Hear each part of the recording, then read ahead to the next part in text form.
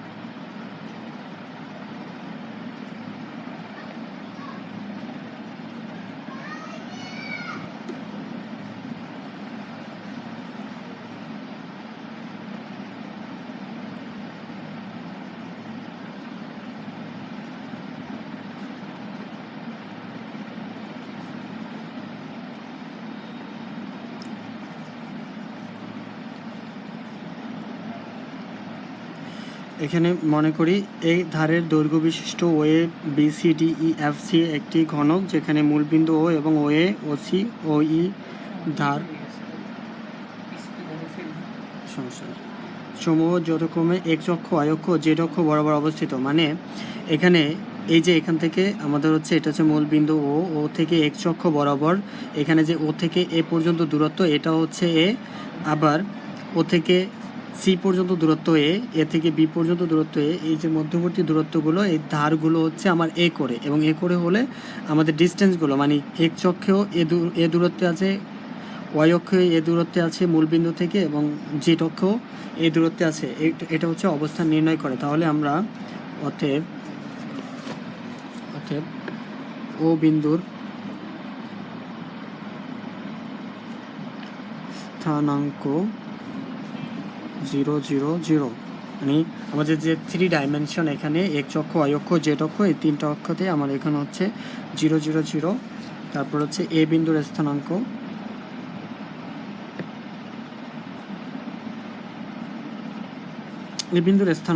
এই যে এখান থেকে এখানে এ থেকে ও থেকে এ, শুধুমাত্র এই এ বিন্দুটা এক চক্ষে এ দূরত্ব অতিক্রম করে, কিন্তু বাকি অক্ষগুলোতে আমার 0 0 থাকে। ওয়ে তারপর বি বিন্দুর স্থানাঙ্ক হচ্ছে আমার এখানে বি, এটা হচ্ছে শুধুমাত্র এক চক্ষে এ দূরত্বে আসে এবং ওয়াই অক্ষে এ দূরত্বে যায়, কিন্তু জেড অক্ষে এটা 0। তাহলে এ 0 0। তাহলে হচ্ছে সি বিন্দুর স্থানাঙ্ক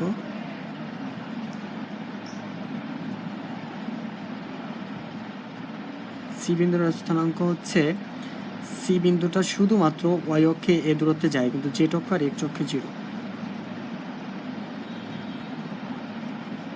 ডি বিন্দুর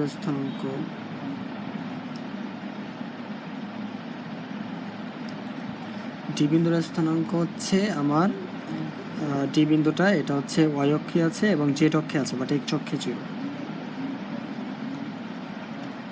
ই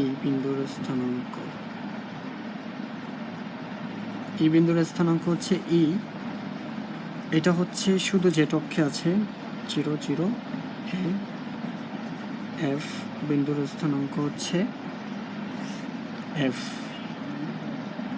এটা হচ্ছে এক্স অক্ষে এ ওয়াই অক্ষে 0 জেড অক্ষে এ।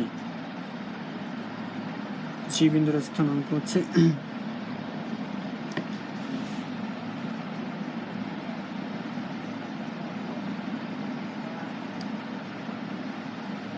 জি বিন্দু হচ্ছে এ A N A.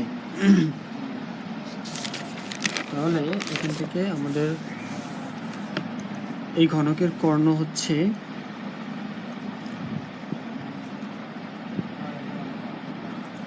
Karna OG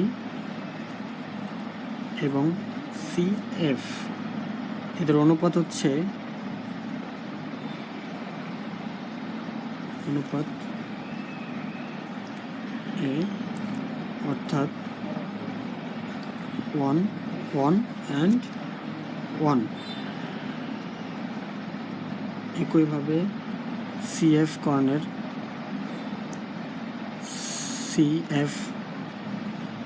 কর্ণের ক্ষেত্রে অনুপাত 1 - 1 1 - 1। এখন ওজি সিএফ, ওজির অনুপাত হচ্ছে ও থেকে জি এর মধ্যে অনুপাত হচ্ছে আমার 1 1 1, বাট সিএফ এর ক্ষেত্রে হচ্ছে সিএফ এর জন্য আমার 1 - 1 1। তাহলে যদি এটা হয় তাহলে আমাদের কোন মানে সুতরাং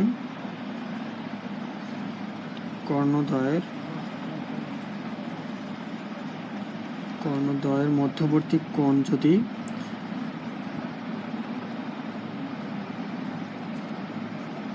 থিটা হলে cos থিটা ইকুয়াল, আমরা সূত্র পাইছিলাম cos থিটা ইকুয়াল, এখানে যে দুইটা বিন্দু, এই দুইটা বিন্দু থাকার জন্য cos থিটা ইকুয়াল এই যে দুইটা বিন্দু আমাদের অ্যাকচুয়ালি এখানে সূত্রটা হচ্ছে যদি a1 a2 b1 b2 এবং c1 c2 দুইটা মানে বিন্দু দুইটা যদি a1, একটা বিন্দু যদি a1 b1 c1 হয় এবং আরেকটা বিন্দু যদি a2 b2 এবং c2 হয়, তাহলে এটার ক্ষেত্রে থিটা cos থিটা হবে cos theta equal a1 a2 b1 b2 and c1 c2 এবং a1 square plus b1 square plus c1 square root over and হচ্ছে a2 square plus b2 square plus c2 square.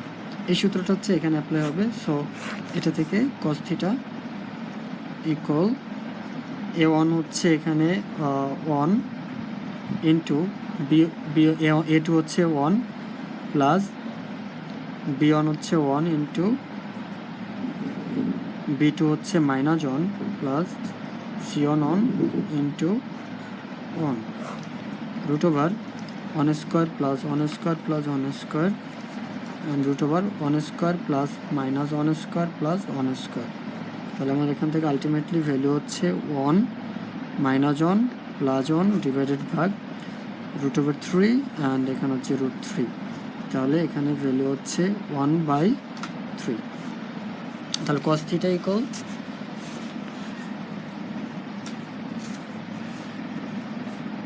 এখান থেকে মান হচ্ছে cos theta equal 1। তাহলে এখানে theta বা cos theta equal 1 বা theta equal cos inverse 1/3 answer.